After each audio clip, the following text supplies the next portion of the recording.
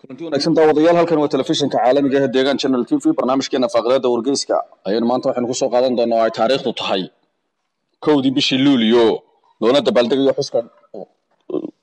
maalintii xornimada Soomaaliya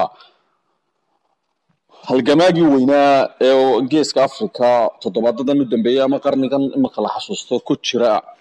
ee ninka la yiraahdo Cabdikariin Sheekh Muuse qalbi dhagax caan ku ah inkastoo markii dambe loo bedelay qalbi wanaajiyay ayaa haddana waxa ama qalbi mideeya aan idhaahdee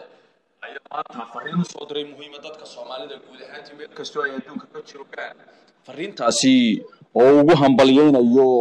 uguna sheegayo in aanay dhiman halganka ee isku duubnida ummadda Soomaalidu ku doonayso gobol ay leedahay oo Itoobiya xoog ku haysato وانا كان هذا الذي سي وحكمها مجاهد قلب دغح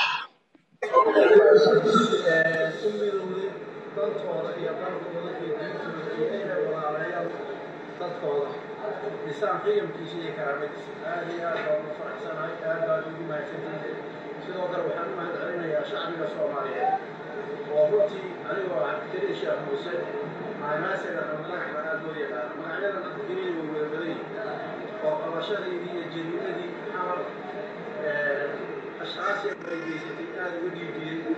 وتذكر تاريخ ضميري ومشي سومالي وبن بداية فوتي وحي على تاريخ لما إلا وانا وخصوصا يسافر كسوماليات يقولوا لي عدد وراء إسكوتشينا إسكوتانا خرابة وضع شيء Soomaaliga jooga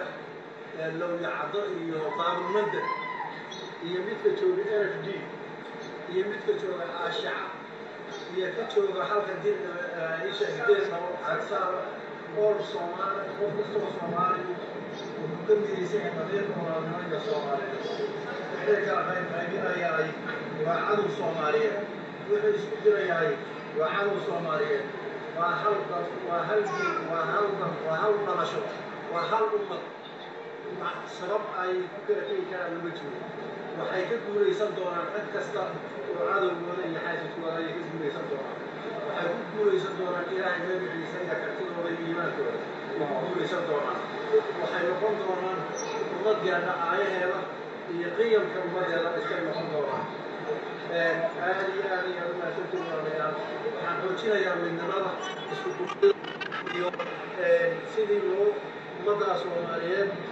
midooyinka lagu sameeyay hay kala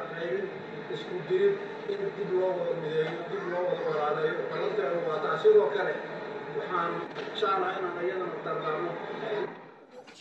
waxa kale oo qalbi dhagax si aad iyo aad ugu dheeraaday oo uu ka hadlay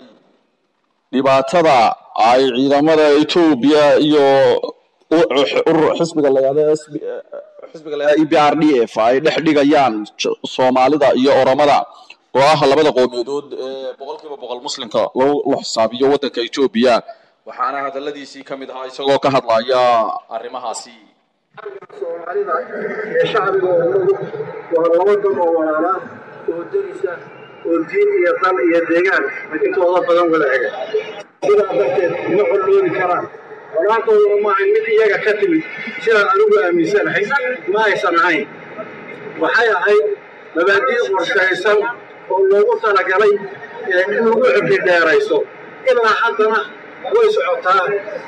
mishinkaas iyo shirqooladaasi waxaan filayaa inay weli socdaan waxaan u soo jeedinayaa labada qowmiyadood ee walaalaha ah inay iscafiyaan